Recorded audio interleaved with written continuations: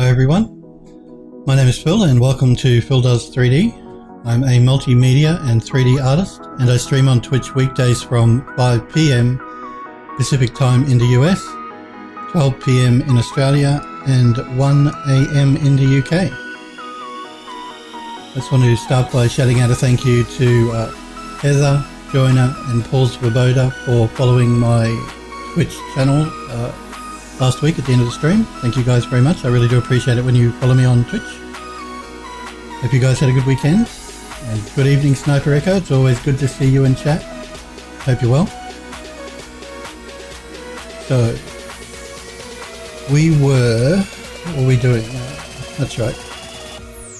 You can see I had Max open and the file loaded because it takes so long to load into Max now with the new Windows 10 updates. I thought I'd get a jump start on it. So you guys didn't have to end up staring at a blank screen for a good 5 minutes while Max loads in its files now. Hey Leapness, how are you? Good to see you as well. How's that character coming along that you've been working on? So last week we were exporting out different sections of this model for normal mapping. I did have a good weekend, thank you Sniper Echo. A quiet weekend at home, which is always nice, just catching up and watching a few Let's Plays. I actually watched a Let's Play of Mass Effect 3 again. So I actually haven't played the Mass Effect series, and I know that the Andromeda one is coming up soon, which I might purchase and start playing, so I wanted to get an idea of what the story was like. And really interesting, really good series. Yeah, I ended up doing that this weekend, basically watching 106 different episodes of a Let's Play of Mass Effect 3. Glad I did that. It was a good story. I didn't like the ending so much, but I watched all 4 different endings actually, to see the difference between them all. You had to drop the female one because your zebra started corrupting the... Oh, that's a shame, Leapness. That's a real shame. She was looking great. You didn't have any backups or previous versions of the file you could continue on with? That's why I always say to you guys, make sure when you save out, save incrementally, so if something like a corruption happens, you can always jump back into the previous file you've been using. Because it's a real shame, Leapness. I'm really sorry to hear that. Like I said, she was looking great. So, yeah, so last week... Oh good, I'm glad to hear you got your workflow upgraded, Leapness. Always make backups, always do incremental saves, and that way you can generally recover from a problem like that. Because like I said, it's happened to me. I know what it's like to have a file either become corrupted or programmed to crash after you've been doing hours of work and you haven't saved it. And that's why I always do these incremental saves now. It started corrupting consistently, Leapness. Well, it's a shame. Still, like I said though, if you've got an older version, maybe without as much detail as you had done last time, you maybe could start with that and redo it again, as opposed to junking the entire thing, maybe. But it is a shame, because she was looking great. Yeah, RAM can always be a problem. I don't know how much RAM you're using, Leapness. If you've got, you need 8 gigs, so I'm assuming you've got maybe 4. I know with 3D, you do generally need a bit of RAM. Because any 3D software, even though you can load up a file that will take up more RAM than your machine has, it'll start using your hard drive, which will completely slow down your workflow. So the more RAM, the better. The same thing goes for video editing. If you're doing any video editing or After Effects work, Adobe Premiere, Sony Vegas, anything like that, the more memory, the better. The more cores on the machine, the better as well. You've got 8 gig Leapness, okay. So you want more than 8 gig. I'm using, if you're doing 3D work, memory is pretty cheap now. I mean, I remember years ago when I bought, I think, and we're talking about 10 years ago here, I wanted to upgrade one of my machines and I bought, I think at the time it was about 8 gigabytes of memory and that cost me like $1,200 I think, but memory now is pretty cheap, so And all the consoles have a minimum of ship with 8 gigabytes of RAM now, so the more RAM the better, and it's relatively cheap, so you should pick some up. You've got an SSD, well that's good to hear because they're always good. Be careful of SSDs though, because the lifespan of them isn't quite as long generally as a hard drive, and the more times you rewrite to it, the shorter the lifespan will become, and they don't fail gradually like a hard drive, they'll just stop working. You won't even be able to access any data on them, so make sure you do backups with an SSD. And make sure your temp files, your trash files and stuff are set not to the SSD but to your hard drive. That's what I do. So I use an SSD for my main Windows operating system, as well as all my software. My Macs and Premiere and Photoshop, they're all installed on an SSD. But all of my temp files for Premiere and Photoshop are all stored on a hard drive or directed to my hard drive. So I'm not wasting my SSD's lifespan by writing out junk files to it all the time. You've got a Kingston HyperX? Cool. I have a Samsung Evo for memory, my main hard drive, and I've also got a Toshiba one for SSD for my games drive. So and I have my games split up between my SSD and my hard drive, just depending on what the game is. I actually think I store a couple of games on my main hard drive as my Windows C drive as well. Probably shouldn't do that, but I think it's only GTA 5 that's on my main C drive. The other games are on the other SSD, which is my G drive. I'm just looking at my screen over here that tells me what all my different drives are. So yeah, the more memory for 3D the better. An SSD will obviously help. It'll speed things up. You think Samsung SSDs are expensive? I don't think so. They're all about the same now, really. I mean, the Kingston drive is a bit cheaper, not by a lot though, and they're getting cheaper all the time, of course. Having said that though, I won't buy another Samsung SSD because they've been having too many problems recently. Well, I know with the 840 Evo they had problems with the firmware, and that took a long time for Samsung to even acknowledge and fix. I see what's going on in South Korea with bribery allegations against one of the vice presidents of Samsung, and that doesn't, I don't like supporting any company that behaves like that. This is the new project. Cool, let's have a look. What are you showing in here, Lucas?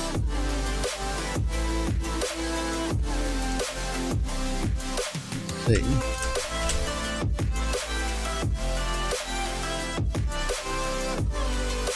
see. This is the model you're working on, is it? And this is the concept here. Hang on.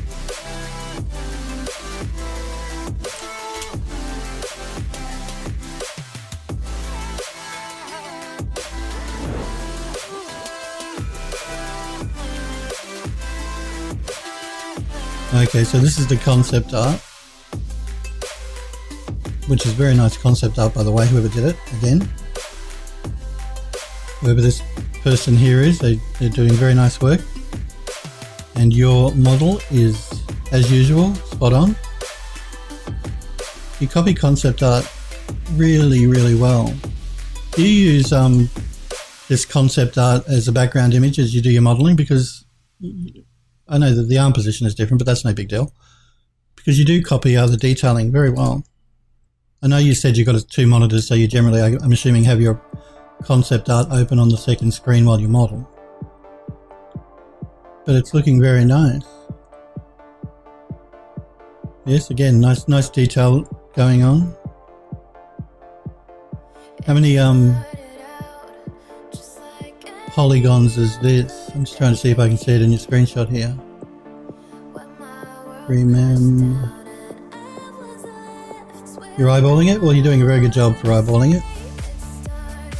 I mean, a lot of times people will throw an image in the background. I'll do that in Max too, if I'm copying something that I want to be close to the original. I'll throw it as a background image in my viewport in Max and do it that way, and that's a very valid way to work. But just for eyeballing, you're doing it really, really good job, really good. How many polys is this model here at the moment, Leapness? I just can't see it up here in your that's 6.7 million. Cool. Very nice, nice work. Yeah, really, really nice.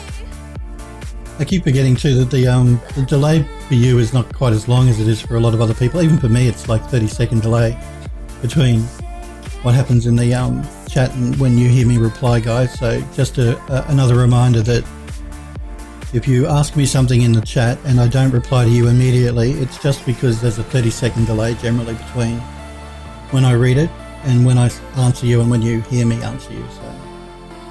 So there's a 6.7 million polys in 4 days work. Very nice job. Good job. For 4 days work, that's excellent. I'm still trying to get over you losing that other character though, because she was looking really good. My heart breaks for you, dude. It really does. She was really nice. This character's great too. And again, you've got to texture him up, but textured up, he's going to look wonderful. It'll be an easier character to texture too than the last female character because there's not so much going on. He's mainly a lot of skin work. I mean, I'm not saying it won't be challenging to texture, but it won't be quite as bad. You're not attached to your work? That surprises me, you know. I'm attached to mine. I mean, all work that I do, I become attached to. I like, you know, it's something personal to me, no matter what it is, even if I'm working on something pretty mundane for a client, something I generally wouldn't even be interested in. My work is still close to me. So, I'm surprised. But that's cool. I mean, hey, it makes losing your work easier. But again, though, this character textured. I want to say textured up because you've got the modelling down pat. And like I was saying, for texturing this character, it'll still be challenging, but there's a lot of skin details, so not quite as much individual texturing work to do. Still a bit, but not as much as the last character. And he'll look great textured up. So please texture him up and make sure you're saving revisions of your work so if it does corrupt again, you won't lose it.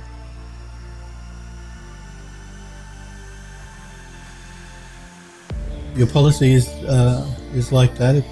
If you can do it once, you can do it again. Well, that's true. I'm not saying you can't do it again. That's exactly right. I mean, you've done it once, you can do it again. It's just heartbreaking to lose all those hours of work that you put into something through a corrupted file.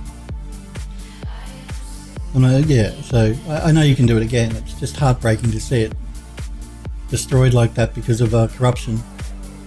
And you should, yeah. And personally, all the work that I do, I'm close to. I don't like to lose any work that I put hours in. So,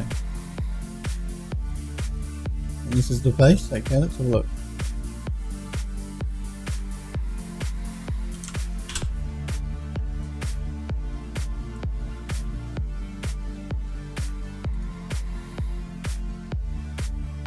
Going to give my internet here a minute to load up. Okay, let me just jump back into the concept art here for a minute. All right.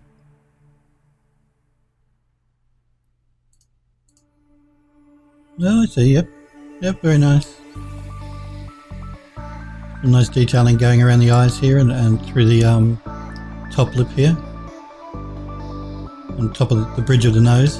Very nice. Good work. Let's like I said, texture him up though. He'll look great. Good job.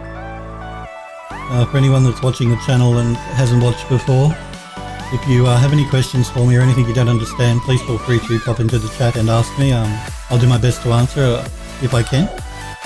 If you want to pop into the chat and say hello like these guys are, then that's great. I always enjoy chatting to you guys and girls. If you just want to watch, then that's completely fine as well. And also for the benefit of anyone that might be watching, this is the model we've been working on for the last few weeks. It's a garden terrace that we're going to be importing into Eon View to do some beauty renders. I'll be creating a 3D environment for it with 3D vegetation. We just have a couple of angel statues down the bottom here holding some lamps. Those lamps are picked up again up here in the background. And then we have two angel statues either side of a wrought iron dome. I'm just pointing up to the dome there. And the positioning of these angel statues has been done on purpose so that your eye follows all the way through the image up to the dome. So you subconsciously you'll notice these statues here to begin with. The flowering ivy will help draw your eye up to the angel statues which are pointing, and they're pointing up to the dome. So your eye's always being drawn to the center of the image up here. Just as far as composition of your work goes, you always want to try and get some balance happening and to try and draw the eye naturally through the image. That's just for composing your work and balancing out your modelling. Hey Smurfberry Barbecue, it's good to see you. Haven't seen you for a while. In chat anyway. Always good to see you too, Smurfberry. So yeah, again, just try and balance your work out as you're modelling it, particularly with a larger piece of geometry like this, to try and get some natural flow happening for a viewer with their eyes as they're looking through the image. And that will just help to make the image look better in general as well when you're rendering it out. It's good to see you, Smurfberry. It's good to see all you guys. I always do appreciate it when you're hanging out with me here while I work. Always makes things more fun. So that's what we've been working on. This is the final unattached version of the model, so each piece here is still a separate object. And this is the file version that I'll come back to if I want to change anything. So this is my original final version of the textured model. Again, all of our objects here have been named correctly, so if we have to find anything quickly, we can. It's not called box, it's not called cylinder.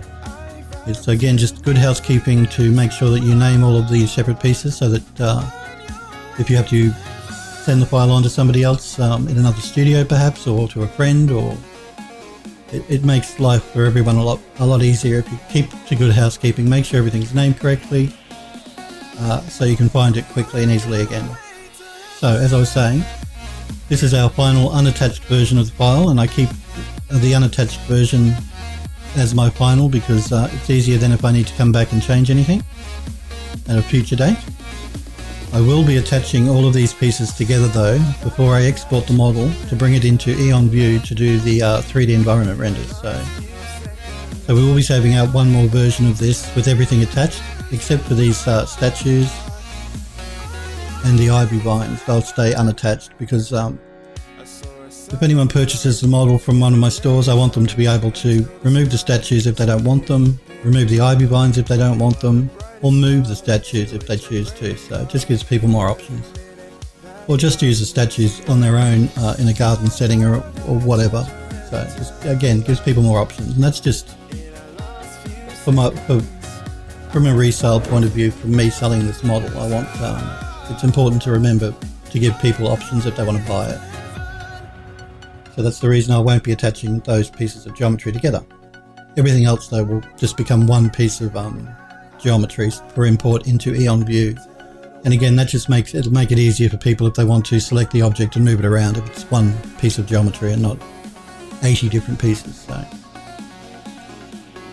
So anyway, last week what we were doing is we were selecting the pieces that I thought would benefit from having a normal map applied to them. And we were exporting them out because I wanted to import them into Knald, which is KNALD, made by E3D. I wanted to export them out and create normal maps in that software for different parts of the model. And I'm not going to normal map every single piece of geometry because a lot of it won't benefit from having a normal map. Leakness, a few days ago your friend spent like 3 hours convincing you that you shouldn't freelance and apply to a studio right away. Well, you haven't worked in a studio environment, so I'd probably agree. Yeah, no, I'd probably agree with your friend. If you're starting out, doing freelancing work can be great.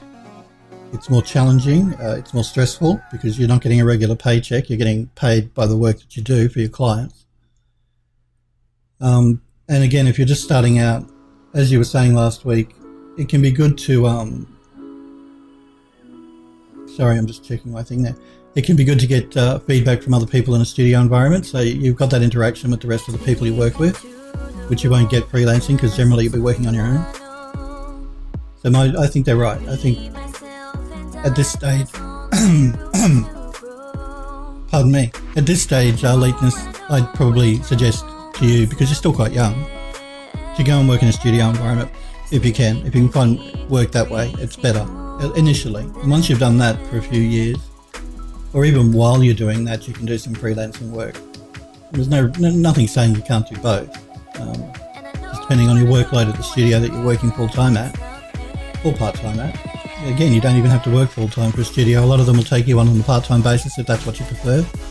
They're pretty flexible nowadays. So, for example, the studio that I'm employed at, I'm employed as a full-time in-house designer and artist for 3D artist for a studio here in Melbourne. But I work a lot of the times at home because they let me and they trust me, and I like to work at home. They're all pretty flexible now. They're pretty good to work for. A lot of 3D studios, game studios too. You'd love to, but you're just not confident anybody. Oh, that's not true, Leakness. You've been told your work is good. Come on. You know,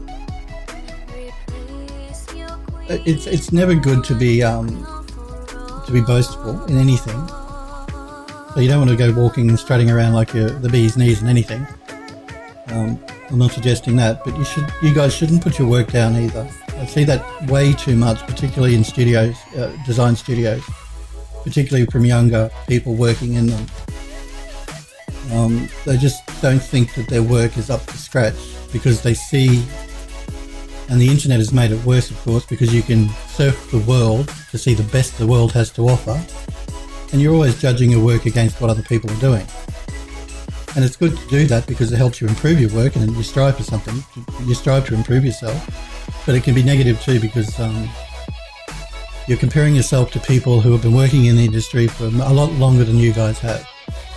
And it's not fair on you to do that. So don't put your work down, guys. I don't care what stage you're at. If you're a beginner, you've been doing it for years, or it's a hobby or anything like that.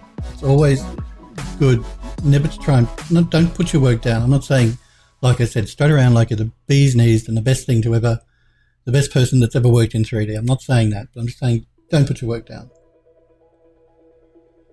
What are you saying? Like when you go to ArtStation, you're just dropping well, that's right. I mean, and I've been to ArtStation and they have you have to remember with websites like that, they bring together the best in the world, and the world is a very big place with a lot of people in it. So, and I was guilty of this when I first started working for a studio as well. I'd look at people's work online and I'd always say to myself, how can I ever be that good? You know, these people are amazing.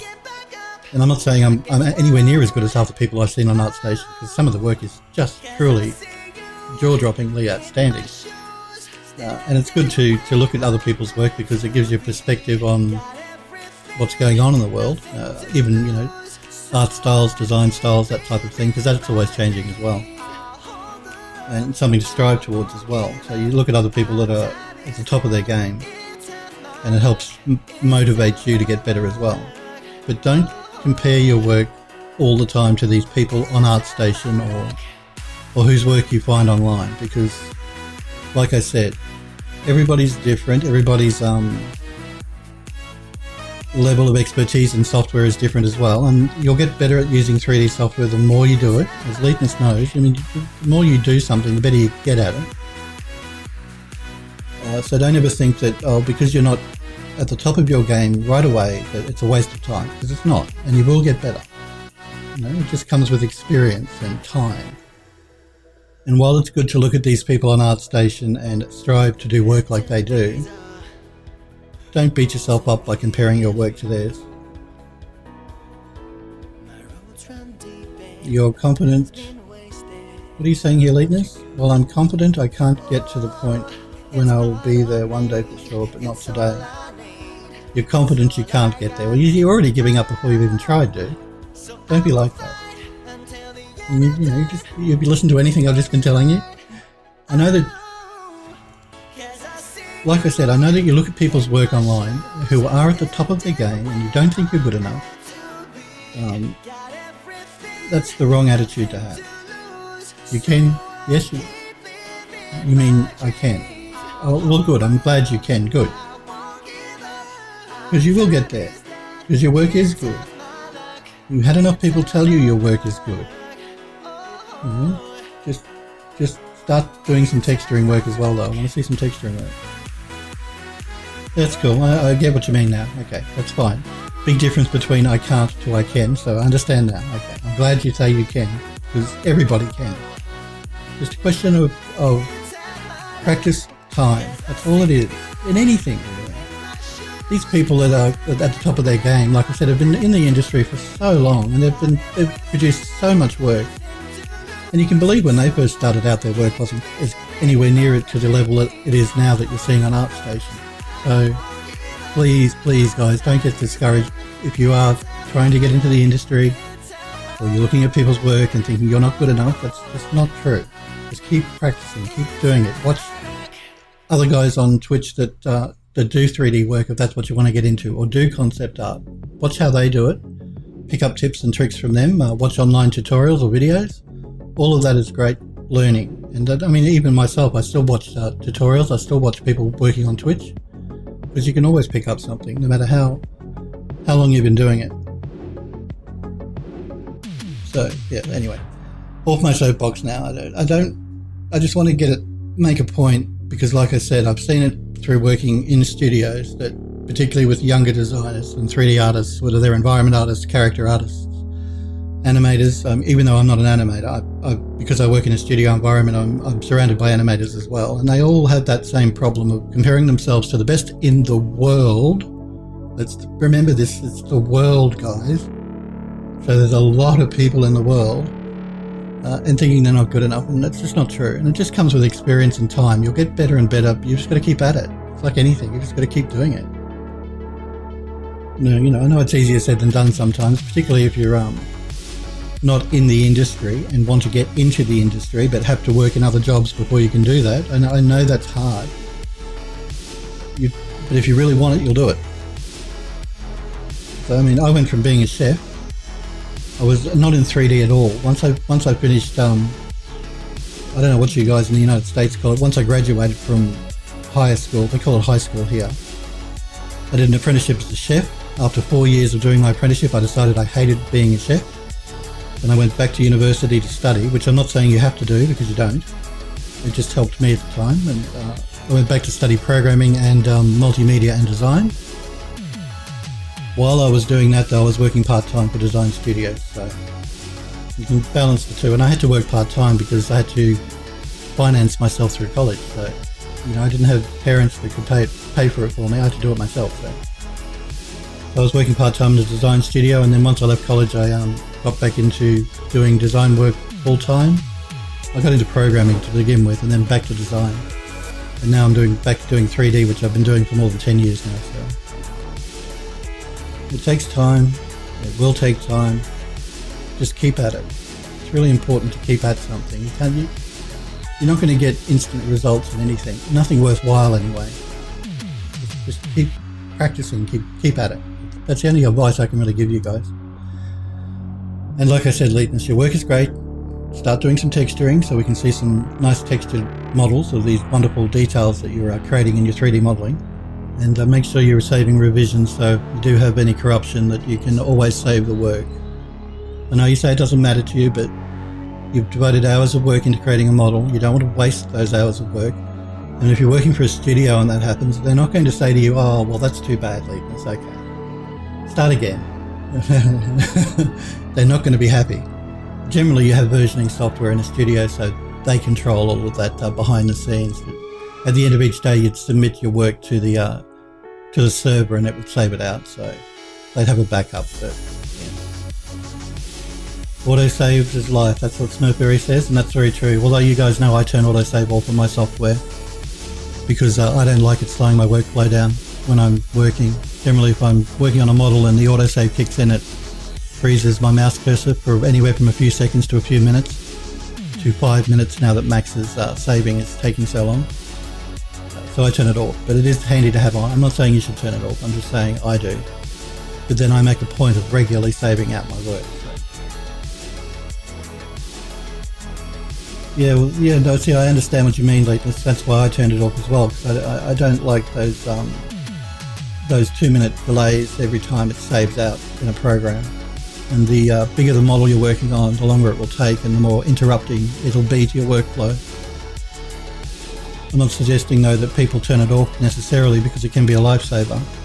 But you have to make sure if you do turn it off, you save regularly. And like I've been saying, save in revisions. Like I was up to revision 22, I think, before I saved out this final version. So just after you do a major piece of work on a model, save it as the next revision up. So if you started at revision 1, go to revision 2, 3, and so forth, until you finish the model, and then you can save it out as whatever the final name of the model is. And this one's just called Garden Terrace Final. So it's important. Anyway, I felt like I've been sitting here chatting to you guys for half an hour and not done anything. And you guys want to see me do something, so... this is the model we're working on. We've been saving out the different pieces of geometry that I think will benefit from having a normal map. Like I said, not everything on this model will benefit from a normal map. Just a sec, guys, I've got a bit of a dry throat here. Talking too much as usual.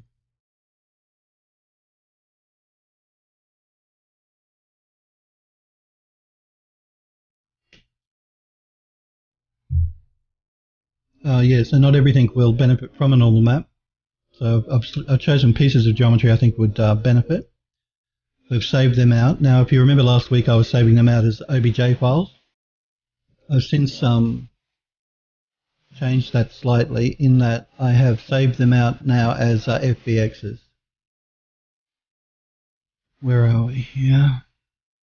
That's just because I found in Knald, KNALD, it was handling FBX a lot better than it was handling OBJ. So instead of saving them out as OBJ, all I did was take those OBJs we'd saved and into another program here, which I have called SAP VE8, which used to be called Right Hemisphere. It's just a program that converts model formats between the different versions. So if you want to save out an OBJ or a whatever, it does like 20 or 30 different model formats. You can load it up and save it out, export it out as different types of geometry, different versions, like from OBJ, FBX, all that type of thing. So it was easy for me to bring them into that and have it save them out as FBXs, because it also puts the textures that the FBX is using with the folder. And as you know, FBX defaults to using PNG textures. I generally prefer to use TGA textures. That's just because that's what a lot of studios are used to accepting and having given to them. But I do know that by default FBX uses PNG textures, so save those out as PNGs, that's fine, because we're going to be converting them to JPEGs anyway before we take them into EonView to do the environment render. And again, that's just to save some memory on my machine. Even though I have 32 gigabytes of memory, EonView can get into the billions upon tens of billions of polygons when you start doing a full-on 3D environment with trees and grass and that type of thing. It handles billions of polygons really well, but any help you can give your machine to reduce the memory footprint, the better. Also, when I put that model online to sell it, I always include JPEGs. I don't include targets. So that's again to reduce the file size that people have to download if they want to buy the model. So, and usually a JPEG will be fine. The normal maps I don't convert to a JPEG, because you don't do that with your normal maps. You'll destroy the normal map basically if you convert it to a JPEG.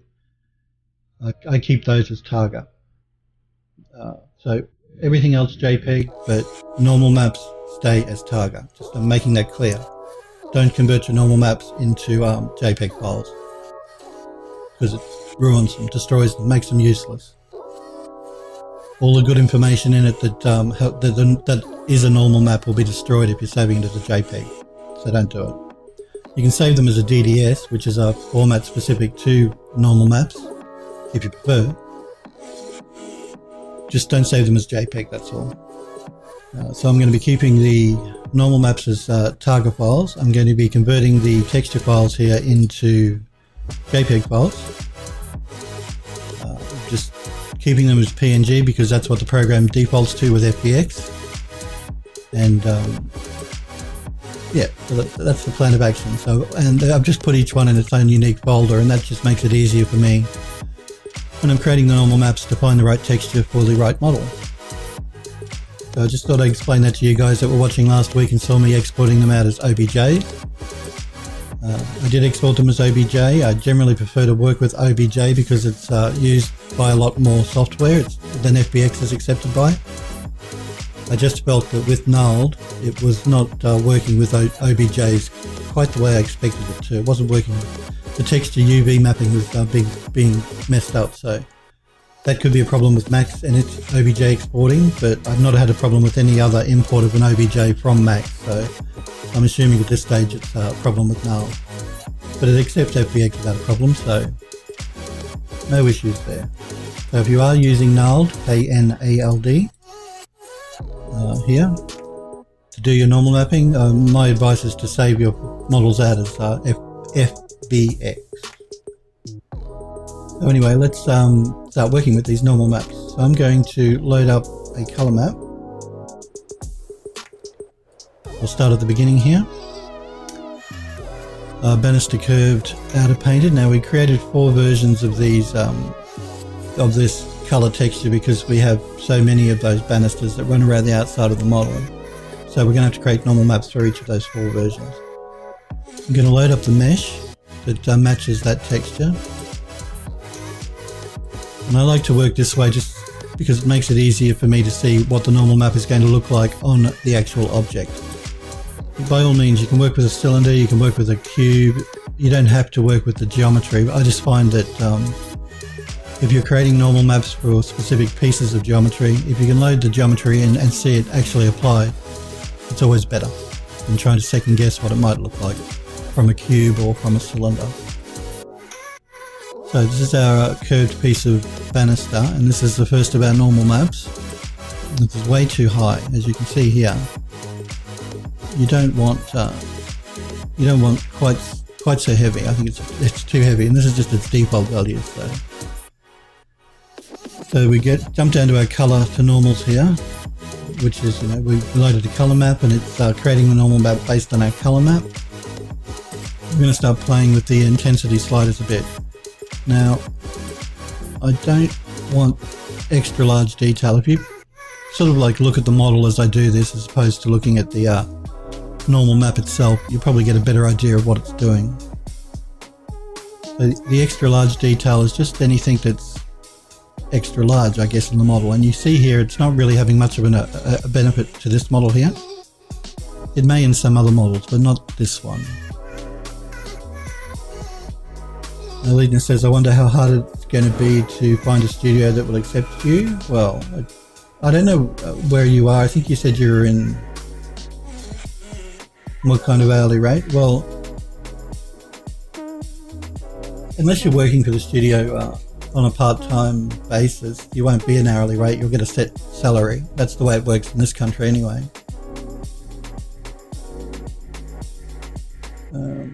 And if there's a studio that might take you as a freelancer, okay, if you're working for a studio as a freelancer, then yeah, you'll have to come up with your hourly rate. You have to tell them what you want, what you are going to charge them, or what they're happy to, what